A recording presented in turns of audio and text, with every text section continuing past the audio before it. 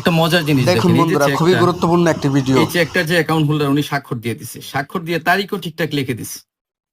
লিখে দেওয়ার পরে এই যে ব্যাংকে ইনস্ট্রাকশন দিয়ে দিছে যে পে টু জিল্লু, মানে জিল্লুকে 8,000 টাকা দিয়ে দেওয়ার জন্য।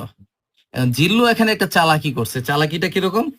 সে দেখছে এই 8,000 যে লেখছে এটার আগে পরে বেশ কিছু জায়গা আছে, সে কি করলো আপনার আরেকটা 8 বসাই দিল সামনে দিয়ে, এইভাবে 88,000 মানে 88,000 বানাই ফেললো। তাহলে এখানে কি করতে হবে? 8,000-কে 88 বানানো কিন্তু খুব সহজ। দেখেন, একটা আকার দিয়ে আর একটা রস্বইকার দিলেই কিন্তু 88 হয়ে গেল। এখন ব্যাংকের কাছে যদি এটা জিল্লু নিয়ে প্রেজেন্ট করে, তাহলে কাউন্টার থেকে আইনগতভাবে 88,000 টাকা দিতে কিন্তু কোনো বাধা নেই, কোনো সমস্যা নেই। এখান থেকে আমাদের শিখতে হবে যে আমরা যখন একটা চেক লিখি এবং অন্য কাউকে এই চেকটা দেই, তখন চেক লিখার ক্ষেত্রে এই যে টাকার অঙ্ক যেখানে লিখি এবং কথায় যেখানে লিখি, সেই জায়গায় যে গ্যাপগুলো, সেই গ্যাপগুলো আমরা এইভাবে